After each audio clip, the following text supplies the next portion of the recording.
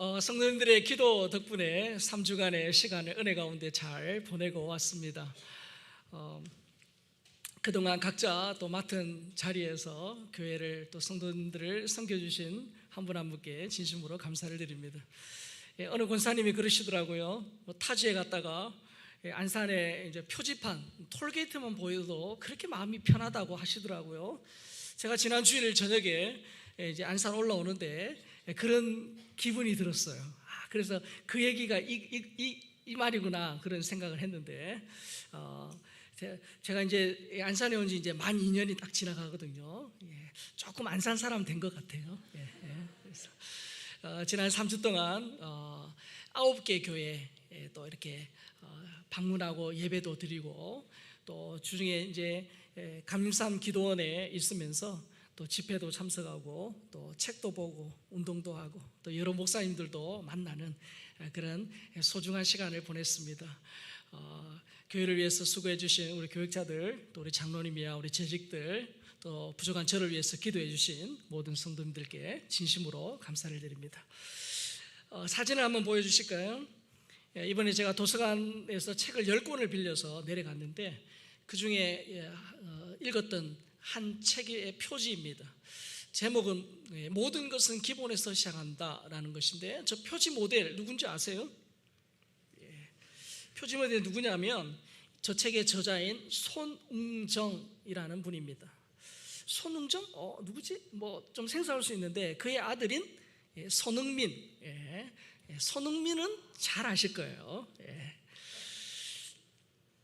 이 책이 뭐 기독교 관련 책은 전혀 아닙니다. 근데 제가 읽으면서 참 많은 것들을 생각하게 했던 그런 도전이 되었던 책인데요. 제가 감명 깊게 읽었던 몇 구절을 한번 그대로 제가 책 그대로 한번 옮겨봤는데요. 제가 한번 읽어볼게요. 자, 축구를 잘 습득하려면 운동 능력 하나로는 어림없다. 운동 능력이라는 재능을 뒷받침해줄 성실한 태도와 겸손한 자세가 겸비되어야 한다. 축구장이라는 네모난 공간은 무법천지가 아니다. 그것도 룰의 지배를 받는다. 자, 그 다음 또 내용인데요. 어릴 때 내 별명은 연습벌레 숙소 귀신이었다. 단체 운동을 할 때는 물론이고 홀로 하는 지독한 개인 연습 스케줄에 동료, 선후배들 모두 혀를 내둘렀다. 누가 시키지도 않는데 하루도 빠짐없이 개인 훈련을 하는 나를 안입곱게 봤던 이들도 많았다. 숙소 귀신은 연습이 없는 시간에는 다음 훈련을 위해 충분히 휴식을 취해야 하기 때문에 숙소 밖에 나가지 않아 붙은 별명이다. 어려서부터 몸에 나쁜 거 먹지도 않고 몸에 나쁜 일은 쳐다보지도 않았다. 축구를 위해 내 몸을 최적화하는 것이 그때 내가 해야 할 일이었다. 그뿐이었다. 본질에 집중하는 것. 자, 그 다음 내용도 한번 볼까요? 흥민이의 기본기를 채우기 위해 7년의 시간이 걸렸다. 365일 쉬지 않았다. 방학 때 친척집에 놀러가는 일도 없었다. 하루를 쉬면 본인이 알고 이틀을 쉬면 가족이 알고 사흘을 쉬면 관객이 안다는 말처럼 죽을 때까지 놓지 말아야 하는 가치는 겸손과 성실이다. 그 다음 볼까요? 나는 체험을 통해 20대 초반에 왕성한 에너지가 고갈되며 20대 후반부터 선수의 기량은 전적으로 어릴 때 쌓은 기본기에 달려있다고 확신하게 되었다. 내가 경험하고 뼈저리게 느낀 것이었다. 쉽게 넣을 수 있는 골을 넣지 못하거나 골대 앞에서 어처구니 없는 실수를 하는 것은 기본기 부족의 원인이 있다고 할 수 있다. 자, 마지막 볼게요. 국가대표라는 건 하늘이 주신 기회다. 모든 축구선수의 꿈이다. 그 자리에 오르기 위해서는 자격과 책임이 필요하다. 나는 지금도 흥민이가 대표팀에 갈 때면 겸손과 감사함을 강조한다. 이 저자인 손정웅 씨가 본인이 축구에 재능이 있어서 프로 선수가 됐습니다. 자, 그런데 안타까운 것은 아킬레스건 부상으로 28세 젊은 나이죠. 28세의 나이에 은퇴를 하게 돼요.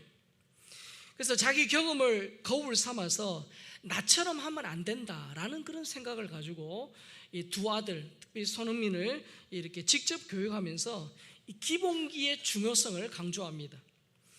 여러분, 축구에 좀 재능이 있으면 본인도 그렇고 부모도 어떻게 하려고 하냐면 빨리 시합에 나가서 골을 넣어서 좀 스타가 만들려고 해요. 또 스타가 되기를 원하죠.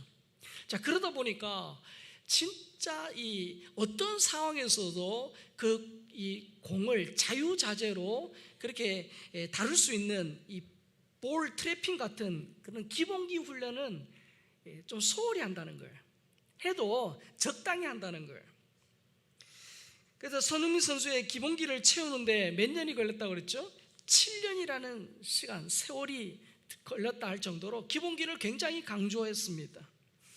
오랜 시간 기본기 훈련에 충실했기 때문에 지금의 손흥민이라는 월드 클래스급의 선수가 탄생하지 않았나 생각했습니다.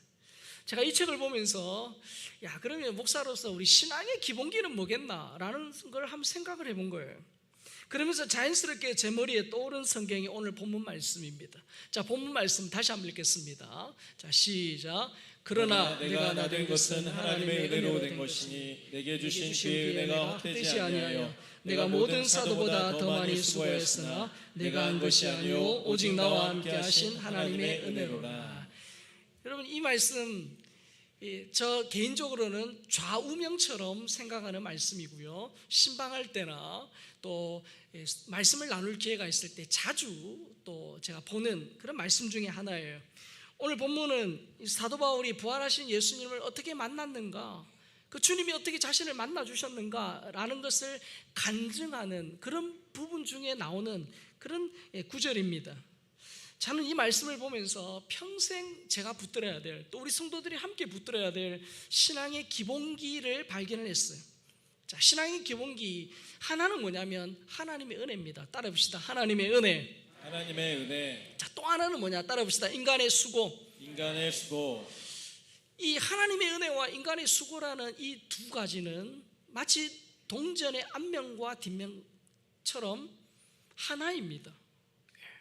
어느 한쪽으로 치우쳐서도 안 되고 어느 한쪽만 있어도 안 된다는 거예요.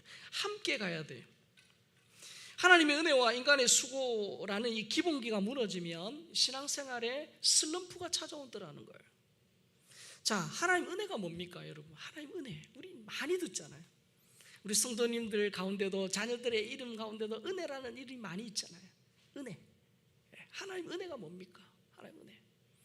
하나님 은혜라는 것은 받을 만한 자격이나 공로가 없어요. 그리고 내가 어떤 노력을 하지 않았음에도 불구하고 하나님이 일방적으로 부어주시는 하나님의 자비예요.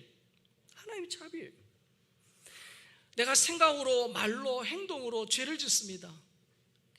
그 내 모든 죄, 그 내 죄를 예수님의 십자가의 보혈로 깨끗이 씻어주신 것이 은혜입니다. 그리고 나는 원죄, 태어날 때부터 죄가 있고 또 내가 살아가면서 연약해서 알고도 또 모르고도 많은 자범죄, 스스로 죄를 짓습니다. 그 죄 때문에 나는 하나님의 진노를 받아야 마땅한 자예요. 그러나 내가 받아야 할 하나님의 진노를 누가? 예수님이 대신 받으신 거예요. 그것이 은혜예요. 나는 내 죄 때문에, 이 죄값 때문에 반드시 지옥 가야 돼요. 그러나 내 죄 때문에 지옥 가야 될 그 형벌 대신 예수님의 십자가의 은혜로 하나님의 자녀, 천국의 백성이 된 거예요. 이것이 은혜인 줄로 믿습니다. 여러분, 이 은혜를 여러분 지금도 누리고 계십니까? 이 은혜는 내가 평생 감사하고 찬양해야 될 하나님이 내게 주신 축복인 줄 믿습니다. 이 세상 사람들이 이해할 수 없는 그런 하나님의 자비, 하나님의 이 은혜, 이 은혜. 여러분, 인간관계에 불문율 같은 법칙이 있죠. 그게 뭐냐면 give and take입니다. 뭔가 주고받는 것이 인간관계의 어떤 법칙이에요. 자, 그런데 여러분, 하나님과 성도의 관계에서는 give and take가 아니라, 자, 한번 볼까요? 뭐죠? give and give예요. 주고 또 주는 거예요. 이게 하나님과 우리 성도 사이에 흐르는 법칙이에요. 그래서 영어로 은혜를 또 이렇게 표현했어요. The second chance. 두 번째 기회를 준다는 거예요. 하나님이 우리에게 그러하다는 거예요. 주고 또 주고의 법칙이 우리 가운데 있다는 거예요. 그래서 여러분, 성도는 어떤 상황, 어떤 처지, 어떤 문제 앞에서도 주시고 또 주시는 그 하나님의 은혜를 간구하는 거예요. 그 은혜를 간구하는 거예요. 그래서 어떤 상황에서도 하나님의 은혜를 기대하고 기도하고 기다리는 거예요. 그게 하나님이 우리에게 주신 복이에요. 성도에게서 하나님의 은혜를 빼버리면 아무것도 안 남는 거예요. 우리 성도에게 있어서 하나님의 은혜를 빼버리면 정말 아무것도 없는 거예요. 여러분, 동서남북 모든 문이 닫힌다 해도 하늘의 은혜 문은 열려 있는 줄 믿습니다. 그래서 그 하나님의 은혜를 사모하고 하나님의 은혜를 간구하는 거예요. 여러분, 내 경험, 지식, 노력, 재능 필요합니다. 있어야 됩니다. 그러나 그런 내 노력과 경험과 지식과 어떤 열심, 그것이 하나님의 은혜를 추월해서는 안 된다는 거예요. 그래서 은혜라는 이 신앙의 기본기가 무너지면 신앙의 슬럼프가 찾아오더라고요. 여러분, 이 은혜, 물은 아래로 흐르는 것이 자연법칙이듯이 이 은혜는요, 겸손하게 하나님 앞에 이 은혜를 사모하는 자에게 주세요. 아유, 주님 도와주셔도 좋고, 하나님 전 살만합니다. 임성도 돈 벌어놨고, 자식들 다 제 앞가름하고요. 저는 괜찮아요. 다른 사람 주세요. 그런 자에게도 은혜를 주시지만 하나님 어떻게 해요? 하나님 은혜 아니면 안 됩니다. 제가 돈이 있고 건강이 있어도 이거 어느 순간 어떻게 될지 모릅니다. 하나님, 이 험난한 세상, 우리 가정과 자녀들, 내 삶에 하나님의 도우심이 있어야 됩니다. 하나님 도와주십시오. 하나님 불쌍히 여겨주십시오 라고 하나님 은혜를 사모하는 자에게 하나님이 더 큰 은혜를 부어주시더라고요. 정말 바라기는 여러분 삶의 저수지에 은혜의 이 물이 가득하시기를 주의 이름으로 축복합니다. 그래서 사도 바울이 늘 이 하나님 은혜를 사모한 거예요. 늘 주의 은혜, 하나님의 은혜. 여러분, 이 은혜 없이 우리는 살아갈 수 없다는 거예요. 하나님 은혜와 더불어 또 하나의 중요한 신앙의 기본기가 있는데 그게 바로 인간의 수고예요. 인간의 수고. 자, 본문을 다시 한번 읽어보겠습니다. 시작. 그러나 내가 나 된 것은 하나님의 은혜로 된 것이니 내게 주신 그의 은혜가 헛되지 아니하여 내가 모든 사도보다 더 많이 수고하였으나 내가 한 것이 아니요 오직 나와 함께 하신 하나님의 은혜로라. 사도 바울이 이 본문의 이 말씀에서 은혜를 더 강조하는 것처럼 우리의 뉘앙스가, 그런 뉘앙스가 있지만 우리가 간과하지 말아야 될 게, 내가 모든 사도보다 더 많이 수고했다, 이 수고라는 말을 우리가 기억해야 됩니다. 하나님 은혜가 얼마나 큰지, 지옥 가야 될 나를 예수 그리스도의 십자가의 보혈로 구원해 주시고, 예수 믿은 나를 지금까지 하나님의 자비와 하나님의 도움의 손길로 인도해 주셨음에 대하여 크게 깨달은 사람, 이 사실에 정말 감격하고 하나님 은혜에 감사합니다라는 사람의 마땅한 반응이 뭐냐면 인간의 수고라는 거예요. 이방인의 사도로 부름을 받은 사도 바울이 복음을 위해 백화점씩 고난을 받은 것, 우리가 사도행전과 바울 서신을 통해서 우리가 잘 알고 있지 않습니까? 바울이 갈라디아 4장 19절에 이렇게 말합니다. 같이 읽겠습니다. 나의 자녀들아, 너희 속에 그리스도의 형상을 이루기까지 다시 너희를 위하여 해산하는 수고를 하느니. 바울이 뭐라고 말합니까? 그리스도의 형상을 이루기까지, 정말 내 안에 예수님의 성품과 예수님의 그 삶을 본받고 작은 예수로 살아가기 위하여 내가 너희를 위하여 해산하는 수고를 한다. 사랑하는 성도 여러분, 자녀를 낳아보신 우리 어머니들은 다 아시잖아요. 이 해산의 수고가 어떠한 것인지 아시잖아요. 그러면 남자들은 아이를 안 낳았으니까 모르냐? 그렇지 않아요. 평생 어떻게 해요? 자녀 또 가정을 위해서 불철주야 애쓰는 그 수고를 한번 생각해 보십시오. 바울이 그랬다는 거예요. 사도 바울이 데살로니가 성도들에게 한 말도 함께 읽어보겠습니다. 데살로니가전서 2장 7절 8절입니다.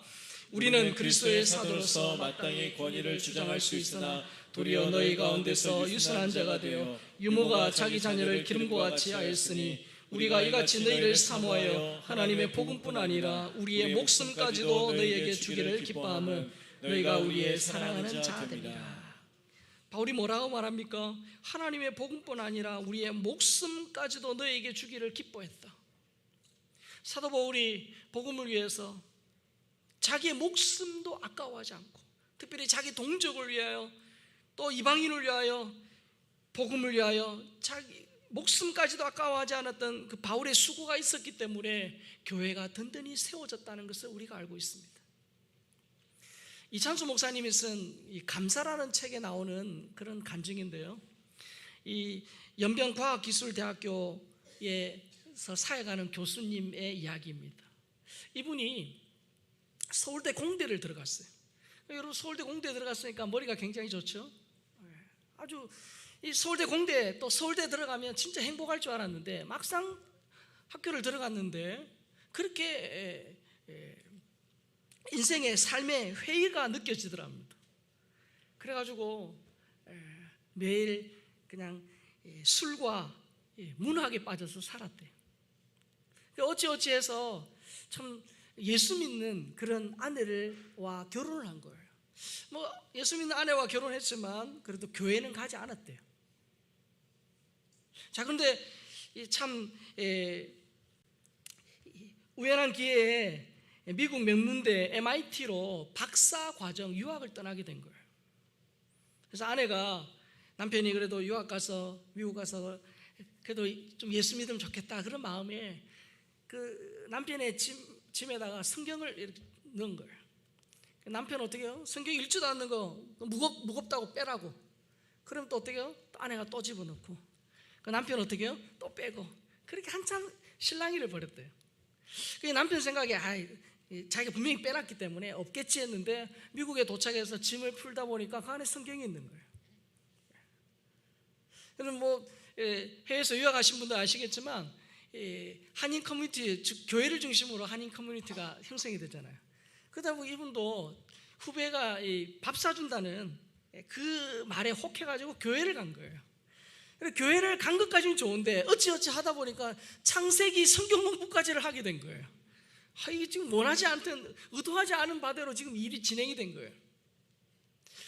어쩔 수 없이 시작을 했는데 자기가 어느 날 생각해 보니까, 야, 내가 이렇게 기독교에 대해서 이런 비판적인 시작이 있는데 이 나의 어떤 이 논리를 그 사람에게 논리를 이기려면 뭔가 내가 좀 기독교에 대해서 알아야겠다라는 생각이 들더랍니다. 그래가지고 자기가 생각할 때 기독교의 이런 모순들, 옳토당토하고 말도 안 되는 그런 것들을 진짜 논리적으로 입증을 하기 위해서 성경을 한번 비판적인 시각에서 보기를 시작한 거예요.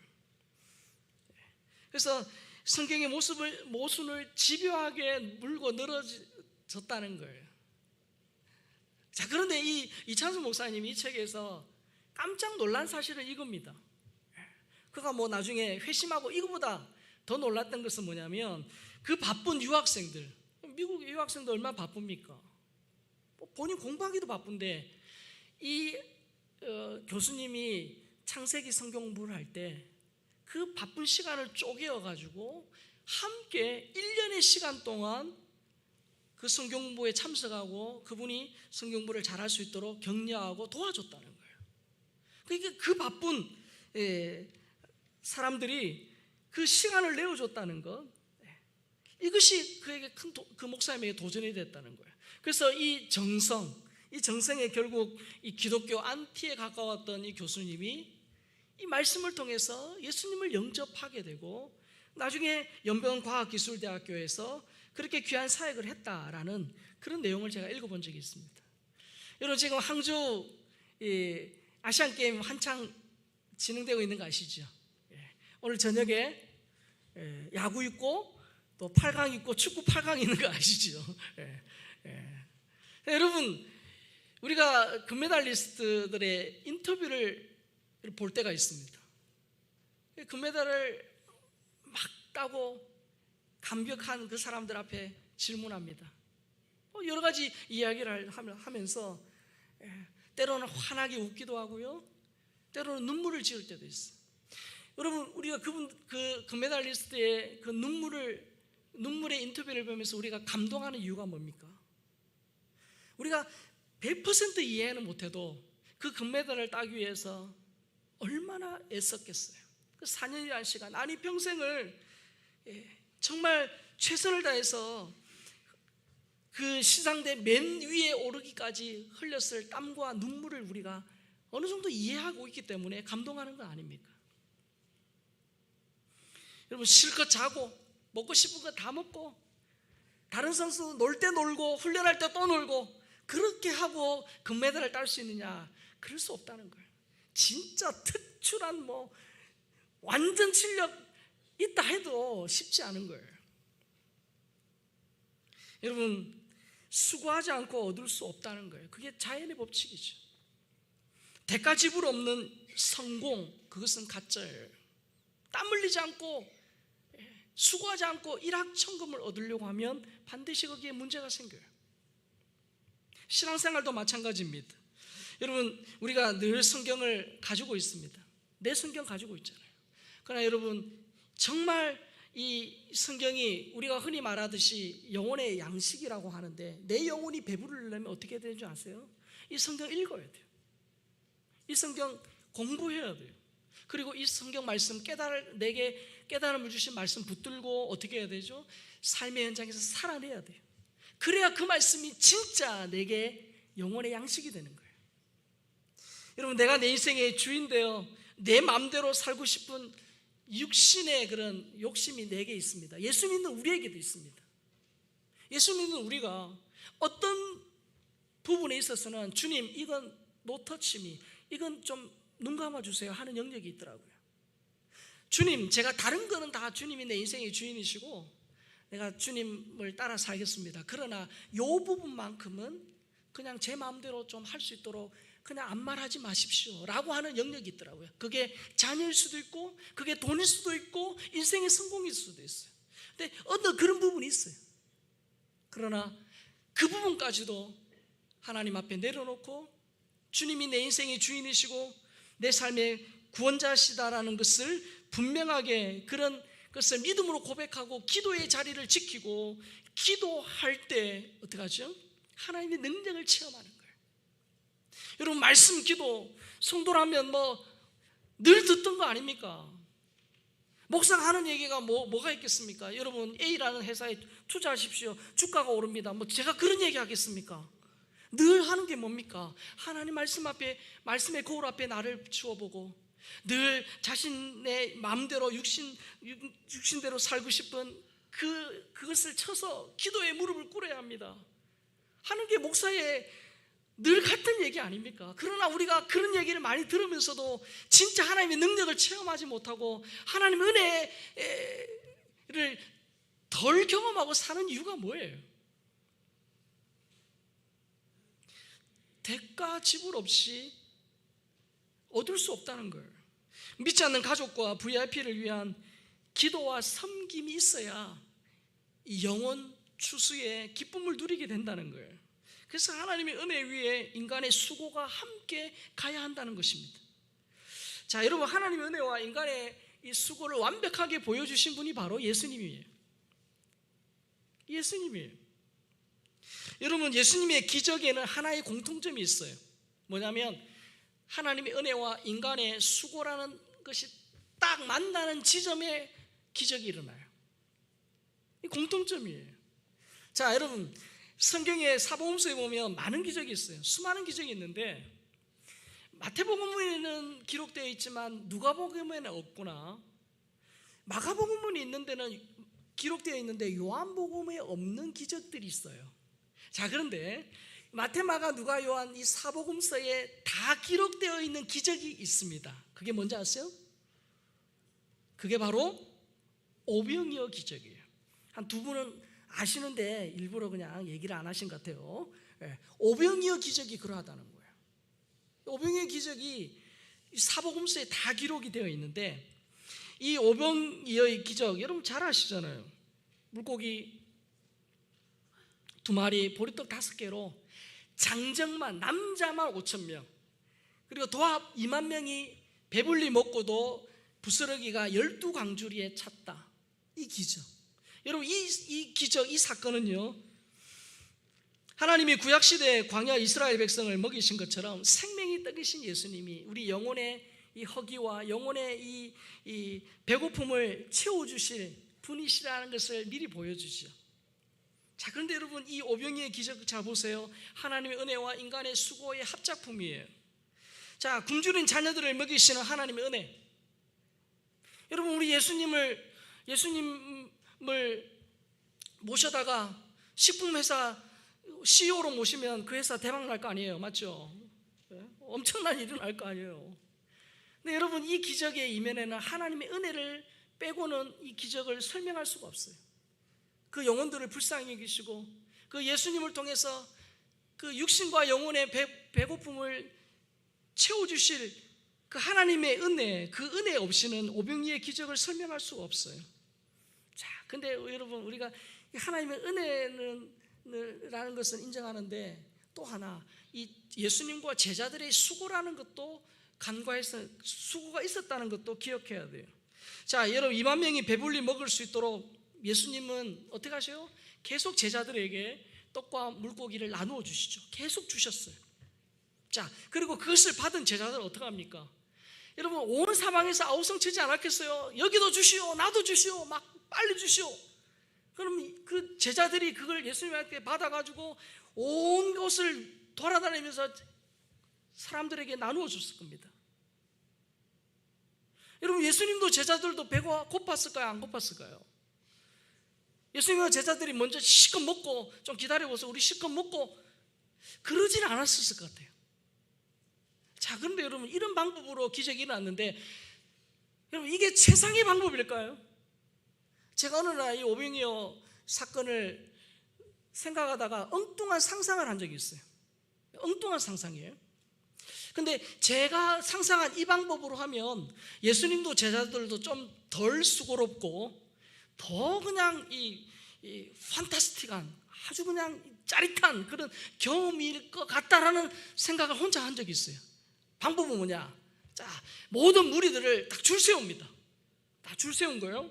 자, 그리고 다 눕게 해요. 자, 다 눕도록 하고, 그리고 눈을 감깁니다. 눈을 다 감겨요. 그리고 입을 최대한 크게 벌려요. 그리고 입에 뭐가 쑥 들어오더라도 절대로 놀라지 말라고 경고방송을 한 이후에 하늘 향하여 기도하고, 주님, 떡비를 내려 주시옵소서. 그래가지고 막 떡이 그냥 막 비 오듯이 그냥 입속에 그대로 정확하게 그냥 꼬리를 다 식혀주는 거예요. 딱 먹고 소화시키기만 하면 또 들어오고, 또 먹고 소화시키기만 하면 또 들어오고, 막 그러면 굳이 예수님이 또 제자들이 그렇게 수고하지 않아도, 떡 다 먹고 나면 어떻게 해요? 뼈가 없는, 뼈가 이미 다 발려져 있는 물고기도 한 마리씩 다 이렇게 딱 먹을 만큼 딱 주시면 부스러기도 안 남고 얼마나 깔끔하고 좋겠어요. 이런 엉뚱한 상상을 해본 적이 있어요. 근데 예수님 그렇게 하지 않았어요. 하나님 충분히 그렇게 하실 수도 있는데도 불구하고 예수님 그렇게 하지 않으신 거예요. 예수님 어떻게 해요? 그 2만 명의 무리가 다 먹을 때까지 제자들에게 계속 떡과 물고기를 나누어 주시고, 제자들 또한 어떻게 합니까? 그걸 가지고 동분수조하면서 무리들에게 나누어 준 거예요.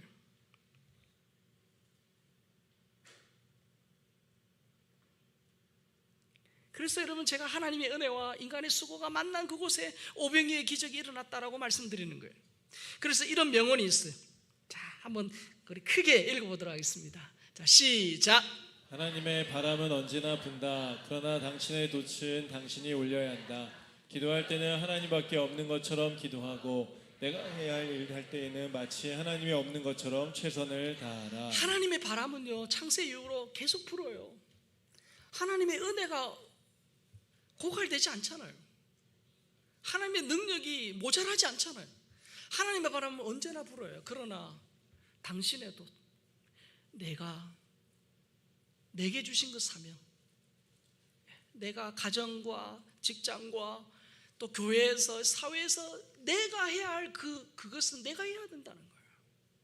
기도할 때는 하나님밖에 없는 것처럼 기도하고, 진짜 기도할 때는 하나님 아니면 안 됩니다.